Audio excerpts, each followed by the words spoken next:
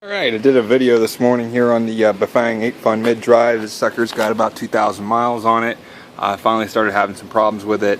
In that video I showed some of the bits and pieces after I tore it apart and had a pretty good idea what was causing all the ticking and growling noises that it was making. I got this thing back together. See my mess. So, what I discovered, I'll show you here, is here's the rotor from the permanent magnet motor. It's a heavy little bitch, and hell, it's a hell of a thing to try to get out of the stator there. It's not easy to pull, but what I discovered was the pin on the non-drive side of the rotor. There's a small O-ring, see a small groove there. That O-ring would have pretty much wore down to nothing, and this pin sits in a bearing, and in that sleeve it looks like it just probably just started walking around in there.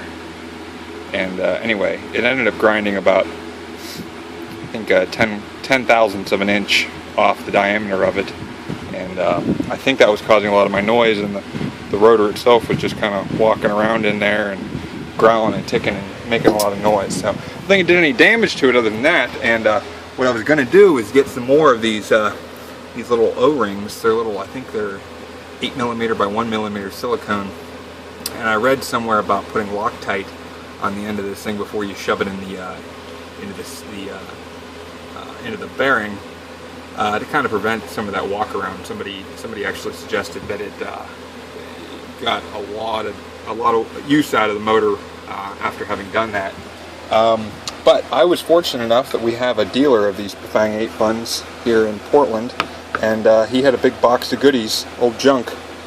So he gave me most of a motor, pretty much all the gearing assemblies and bearings and all that stuff. So I pretty much just went through and replaced everything, including there's a nylon, so I can show it to you here, this nylon gear, which is a helical gear, and it's driven by the helical gear off the rotor down in that hole there, and then that nylon gear in turn drives that small one, which drives the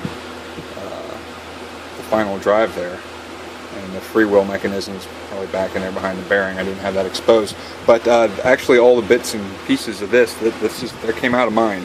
All the gears and bearings you see there, I just went ahead and replaced everything, because I know that this motor had a lot less mileage on it than mine did.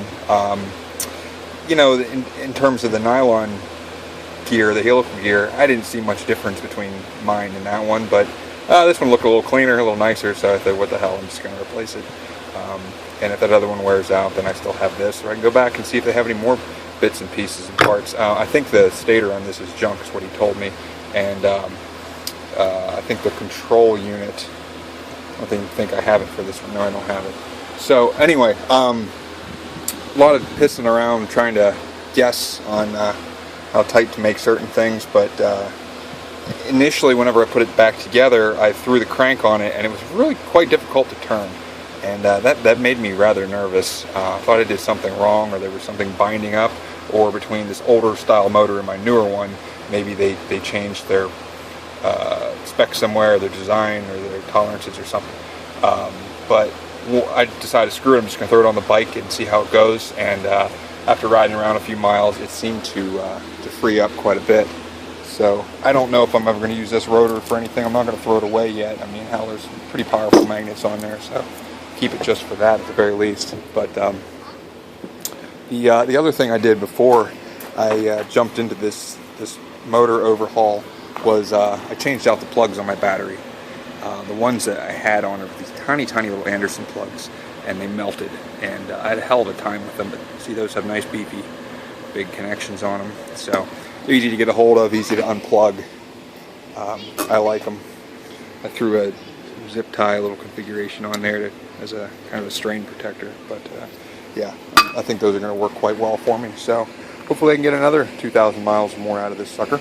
Thanks for watching.